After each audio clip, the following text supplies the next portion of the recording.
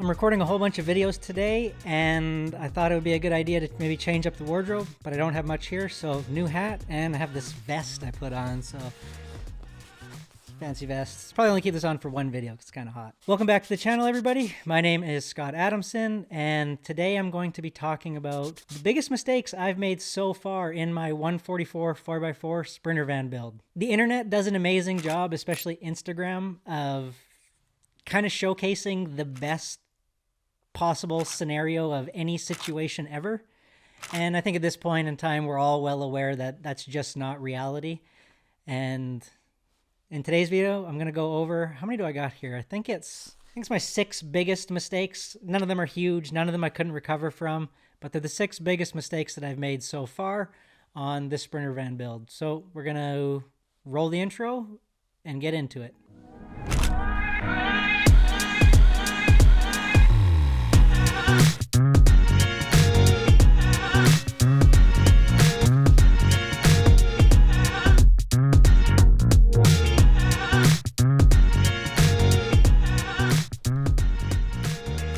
Mistake number 1 I made, and if you've been following along with the videos, you've seen this already, and this is probably the biggest mistake, was I cut my vent fan hole in the wrong spot. It wasn't that I cut it in the wrong spot. Like, I cut it where I measured it out and planned to cut it.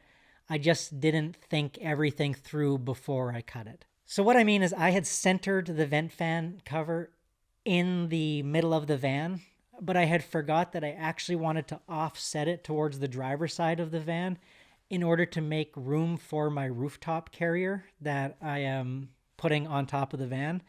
Because if it's centered, then I don't have room for the rooftop carrier. So basically, literally the second I was cutting out the vent fan cover and I made the last cut and the square fell through, that's when I realized, and my heart kind of sank for a minute, like, oh, I cut it in the middle of the van and I wanted to move it over. Fast forward, if you want, you can go check out my video that I have on the vent fan cover screw up.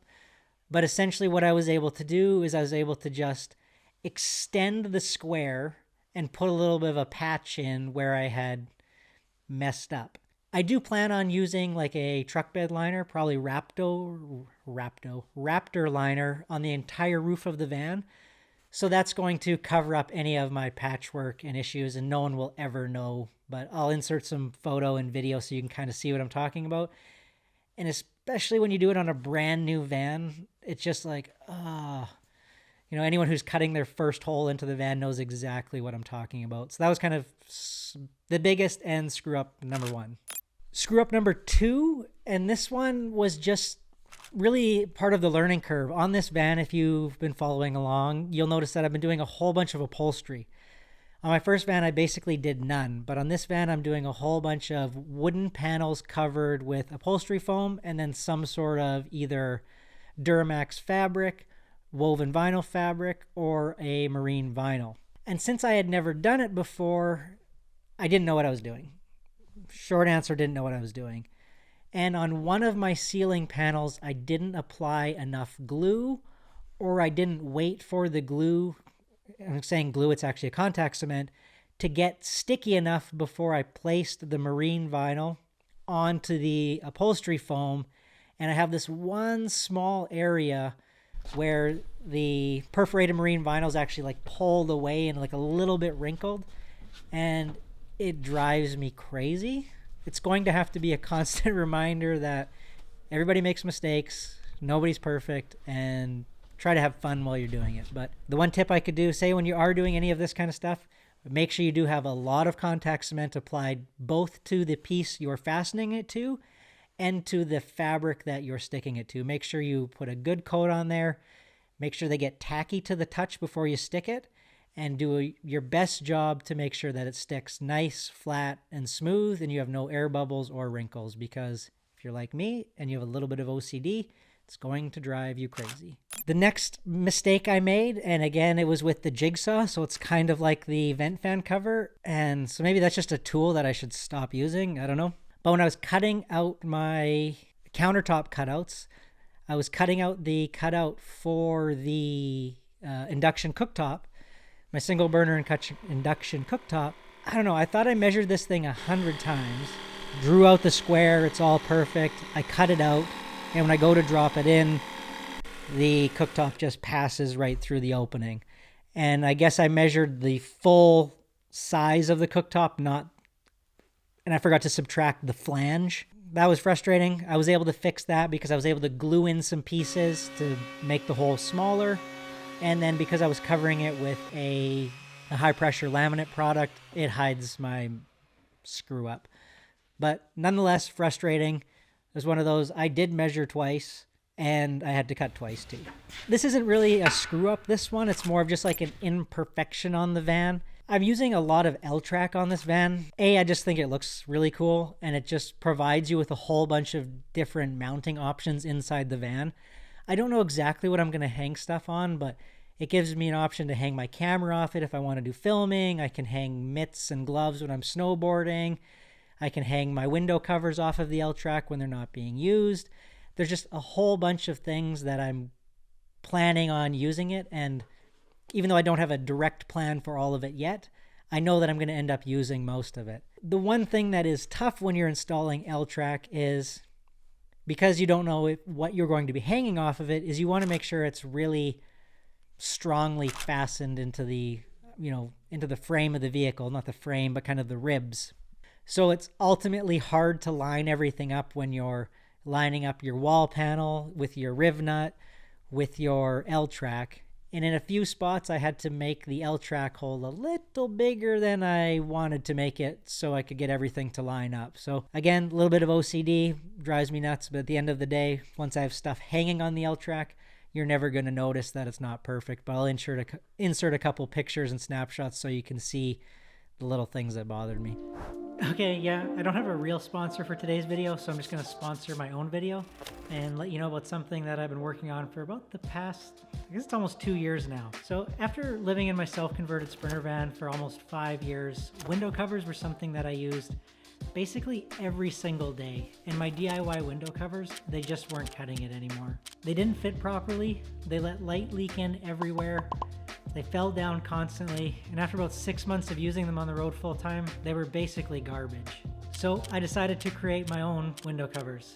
I wanted something that was completely blackout, easy to install, stayed in place, insulated the van, and lasted a really long time. A few things that I focused on was security and privacy to stop pesky eyes from peeking into the van, because I know every van lifer's had that happen.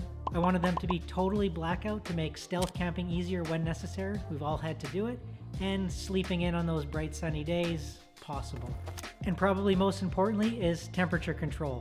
We used a foil-faced automotive insulation, which helps keep the van cool in the warm summer months, and then it helps keep the heat in the cold winter months. Over the past year, we had over 900 van lifers grab a set of our blackout insulated camper van window covers, and we have a whole bunch of new products that we're going to be launching over the course of this year. So if you're in the market for any camper van accessories or a set of our blackout insulated window covers, then please head on over to our shop.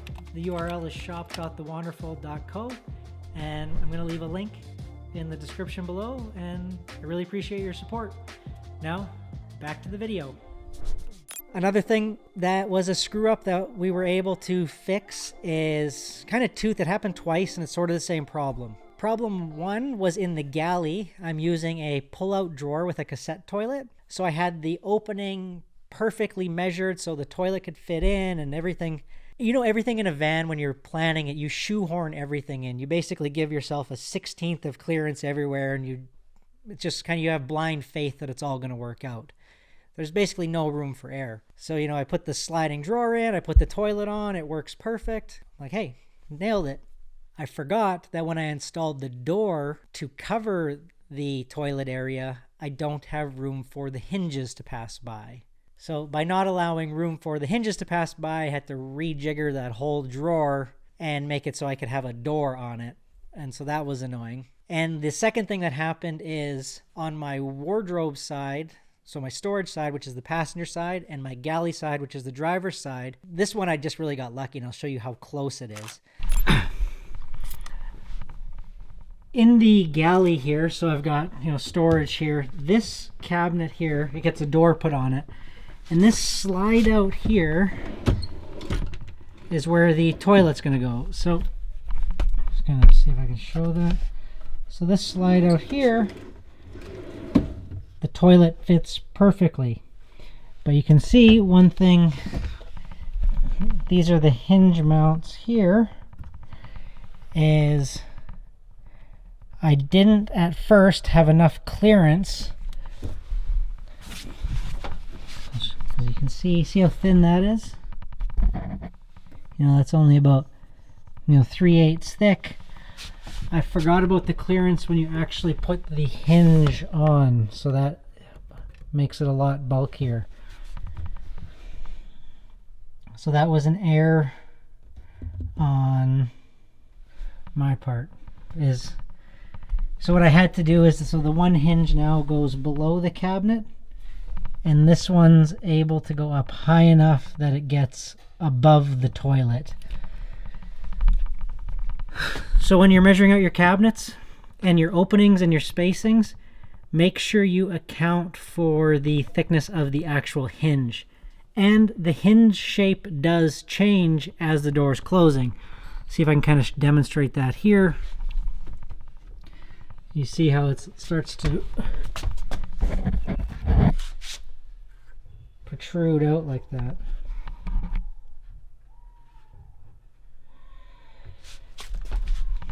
So that is definitely something you need to be aware of when you are measuring your spacings.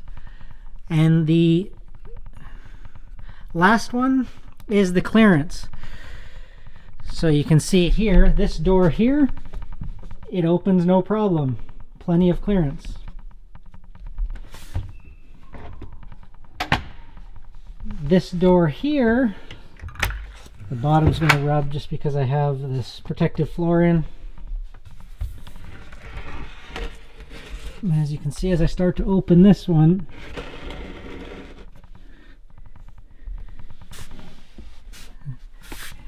you can see there's just like, it's like a piece of paper width at the top of extra clearance. I can probably adjust these hinges a little bit to get a little bit more pullback, but ultimately, as long as it opens, that's all that matters.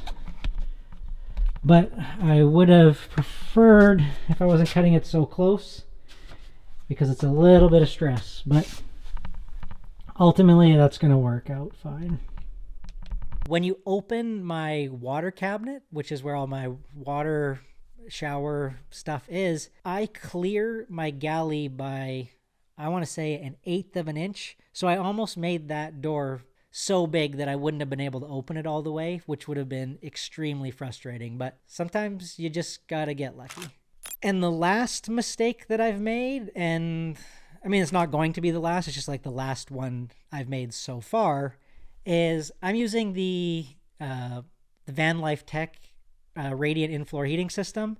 And Troy, if you're watching, I forgot to put the temperature sensor in the floor before I put the flooring on. And now I'm scared to router the floor because I don't want to nick any of the coolant lines. Troy, if you're watching, do you have a suggestion?